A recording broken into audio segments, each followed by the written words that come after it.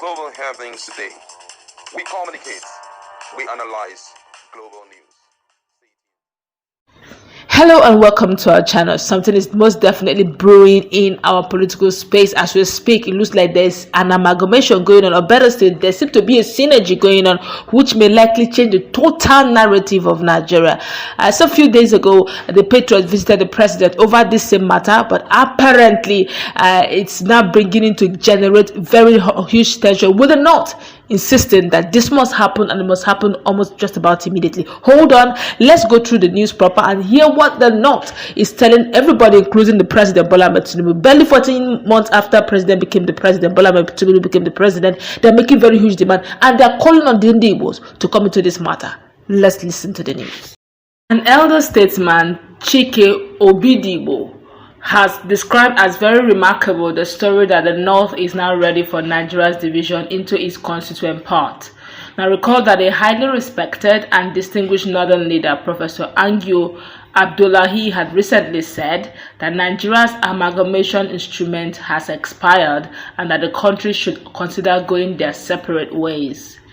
Obidigbo said this statement showed that history beckons for a separate homeland for Igbo in the light of renewed antagonism against them by very powerful elements in both the North and the Southwest.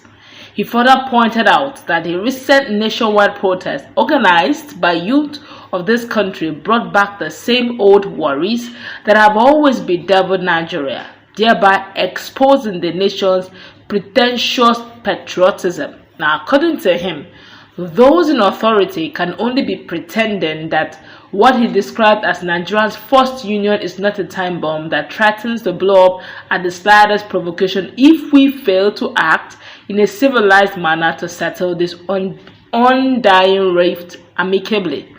Now, so let me quote him word for word. He said, "So I was tickled few days ago by the opinion shared by acknowledged the vocal Northern elder and former Vice Chancellor of Ahmadu Bello University, Zaria, that's Professor Ango Abdullahi." He said in a statement that he personally signed and made available to the media some few hours ago. He said, "For this to come barely a few days after a Yoruba group announced the decision to start a protest to chase Igbo away from Lagos State and Southwest with neither strong cautions nor arrests made, shows that Nigeria is due for retirement." Now, permit me to say that Professor Abdullahi merely repeated what many have been saying for a long time. He added, "I totally agree with the erudite prof, but I will still plead to be allowed to hold on to my personal belief that Nigeria is far too big for one black person to rule profitably and successfully. Argument has been that we black Africans lack the detailed exposure, mental capacity, integrity, and objective mind to preside over the affairs of such huge geographical contraption made up of people with diverse socio-political and cultural backgrounds. Now, the hardship protest has therefore exposed the fault lines such that even the two nations in one delineation could no longer survive, despite the recent attempt by President Bola Ahmed Tinubu and his supporters to belated interpret his Emiloko mandate as a turn of the South. As the hardship protest showed that the marriage between Tinubu's Southwest foot soldiers and the North has broken down, efforts to unite the South began as a safeguard to the northern political insurrection. But sadly, the support of S.East, which was denied consideration in 2023 after the North and the Southwest repeated access to the presidency, is now being courted or villained for not taking active part in the hardship protest. Now that Professor Ango Abdullahi says the North is ready for a split of Nigeria, I wish to thank him for waking up to the reality of the times barely 14 months after the North left presidency. The spokesman for the Northern think tank had suddenly realized that the veritable index that Nigeria is ripe for balkanization is that other Nigerians may have realized the fatality of continued bandwagon. Based on this new thinking in the North, I wish to support the challenge posed by the internationally acclaimed Professor Ango Abdullahi that Nigerians should come together to discuss how to share what remains as assets and liabilities of the expired amalgam called Nigeria. We as Igbo have been experiencing marginalization until it matured into total exclusion and demonization of everything Igbo. It is therefore interesting that the North is complaining barely 14 months after being out of power. He said the conspiracy and selfish exclusion of the Igbos have come back to haunt what it describes as the British contraption called Nigeria, so much so that the Fulanese, who are holding the country in trust for Britain, have started clamoring for the right thing to be done for the sake of administrative efficiency and good governance. It is obvious that the North is pained that Tinubu may have tricked them into supporting his ambition to be president, even when they knew that it was actually the turn of either the Southeast or South-South to become president in 2023. It is possible that some of the northern leaders were blinded by either greed or hatred for Igbo to support Southwest to become president again after the zone has enjoyed 16 years cumulative as president and vice president, leaving Igbo totally out of the political equation. Some Northwest governors that supported Southwest to produce President Tinubu may have felt disappointed when Senator Kashim Shettima was nominated as presidential running mate and vice president, which in my opinion helped to balance political opportunity between Northwest and Northeast. It is therefore unfortunate that till date, those leaders have not seen the political wisdom or patriotic need for Southeast to pair with Northeast after the Northwest and Southwest had just served out 8 years. Those are the words of Chike Obidigbo. My colleague is in the house.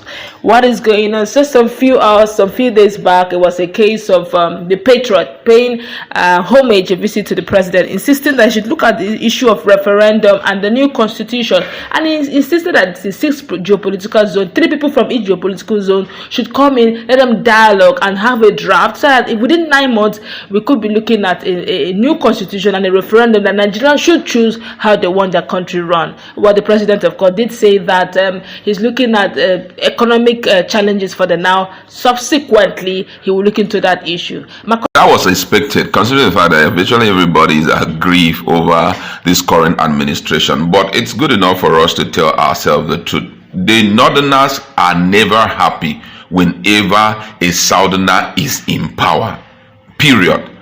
So this issue of unity beggar, always looking for people to go and, round and be asking for help and all of it, for me, it's not important. The main people who are, should form the crux of the issue right now is the Ndibos. Ndibos have been marginalized for so long. And I feel that before we talk about disintegration of Nigeria, Nigeria should not disintegrate until an Igbo man becomes the president of Nigeria. Because I can assure you that if an Igbo man does not become the president of Nigeria and there's disintegration, the Ndibos will not even want to have any relationship, even business relationship with that other parts of Nigeria, whether it is Oduduwa, whether it is Northern Arewa or whatever. They won't. Why? Because every time they sit back and they go down memory lane, they remember how they were afflicted, how they were not even allowed to be called a true Nigerian, how their Nigerian birthright was snatched away from them. It's going to always bring this hate every time they see Nigerians. And maybe what is happening in this Xenophobia fight in South Africa may likely also be happening between Nigeria and Biafra. So for me, I feel that no matter what happens, no matter how needful it is, the Northerners waking up to their senses that they should divide, Nigerians should not be divided until an Igbo man becomes the president. I saw a write-up some few days ago where someone said that this issue of regionalization or regionalism that it's not important in 2027, because what we are looking out for is someone who can fix Nigeria. Wherever the person comes from is not important. And I feel that that is when an Igbo man, we've tried the Yorubas, they have failed. We've tried the Northerners, they have failed. Even from South, they did a little bit of stuff here and there, but they failed. So the only people that have never sat on that seat is actually the Ndibos. And this is the time for there to be consultation as much as well. If the Northerners are, sane enough and they really want the betterment of the Nigerian people and also to heal the wounds of the Ndibo, they should also come together and say, Igbos, this time around, we're going to give you guys a turn. Okay. We're going to give you all the required support. Go for it. Okay, but let's get very practical here. I like the fact that you're being patriotic. If you're saying it's the turn of the Ndibos, let's be practical and real. We have some set of Ndibos who are politically exposed. Unfortunately, that's Ndibos you're mentioning. They still have the corrupt Ndibos that are already politically elite. Yes. And when it is time for election, of course, they will not go to the grassroots. They will not go to those businessmen in Ndibo that have shop. They have shops in Ladikpo. They will not go to those enterprising Ndibos that are CEOs of enterprises. They will go to the politically elite Ndibo, who most times are even more corrupt than even those people you're mentioning. And by the time the Ndibos will test the presidency, there will still be no difference. Now, what's your take? What my take there is that this thing is called national cake. So everybody should chop. Everybody must have a taste of it. Because as we are talking right now, so many Northerners have been enriched because of Buhari. Ever since he came into power, we know some young boys who were nobodies in 10 years ago. Today they are somebodies. They have impacted greatly in terms of their level of wealth acquisition. So the Southerners should also be given an opportunity. There are a lot of smart dudes in the southern part of Nigeria, southeastern part of Nigeria, who have not been given the opportunity to do anything reasonable, who have not been given the opportunity to, explore their abilities. You understand? Yeah. So I feel that they should be given an opportunity. If an Igbo man comes on board and decides that he wants to use that opportunity to develop his region, let us allow him. Let them just enjoy, even if it's 4 years. Let them also feel they have a taste of what it feels like to be the president of Nigeria. But Shetima, I'm referring to the Shetima of Arewa, that's the Youth Consultative Forum, said something very unique. He said that the 8 years rule of Buhari was a waste, that it brought hunger and starvation to their region. But that's the same Buhari that he said it enriched some few, which means if an Igbo elite, quote unquote, goes in there, it's going to enrich some few too, and the Southeasterners will start crying. Is that what you're saying? Now, let's take into consideration who an Igbo man is. An Igbo man is typically a businessman. Enterprising. If you give an opportunity for an Igbo man to start business, he will make sure that 5, 10, 11, 12, 13 people have a job by employing them to work for them. The Northerners, all what they do is, even when they have this thing, they invest in a kind of business that will not even help those who are working under them. Imagine, for example, someone is being enriched, and what he does is buy a head of cattle, and then will bring up one Fulani header, whom he had not trained in school, whom as he's finished, he spent time rearing those animals for him. He can't even buy one of those animals, and will keep the person, and the person will be still laboring for him. At the end of the day, the person will have nothing to do. The only thing he will know is to keep on, increasing the population of the place and all of that. But if you bring in an Ndibo to come and work, imagine if an Ndibo comes into power now. Number one, we are sure that in the southeast, we are going to have a refinery there. They are going to ignite all the ports so that whatever they are bringing in, will be landing in their own area. They are going to ensure that they go into full-time housing scheme business. These guys have expertise. Whether we like it or not, you're going to see them transform Aba to a manufacturing hub for the entirety of Nigeria, in terms of clothing, in terms of shoemaking, in terms of assembling of cars and all of that. This is the kind of people we need. Not people that by the time we give them money, they go and establish themselves in Dubai and stay there and have head of cows everywhere. And then you say, do you know what one cow costs? Now, how, of what importance or in what way have you been able to improve the human resources in your own zone? Look at the issues that we had fairly recently, this issue of end bad governance protests. What happened? We saw these guys coming out like bees. And very young people, they are not in school, they don't even understand what is happening, they can't even speak common English. Those children cannot. So the only thing that manipulates their mind is religion keep on manipulating their minds and all of that. This is not what we want. If we have such a huge population and all of them are business minded, imagine what will happen in the northern part of Nigeria. So if we have given them opportunity and they have not been able to do anything reasonable, let's also give a businessman in this thing. Imagine if opportunity is given to the person of what's his name, Peter Obi. Peter Obi was already seeing an arable land in the northwestern part of Nigeria and was like, man, if I have an opportunity, I'm going to come in here and it's going to be business galore. We are going to expand agriculture. We will get to a point where we start exporting this thing. Come on, why don't we give such a person a chance? For me, that's just my standpoint.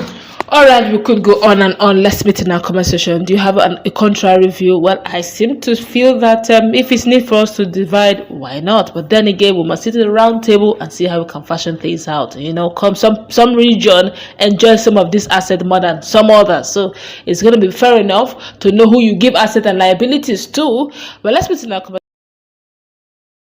Global happenings today. We communicate. We analyze global news.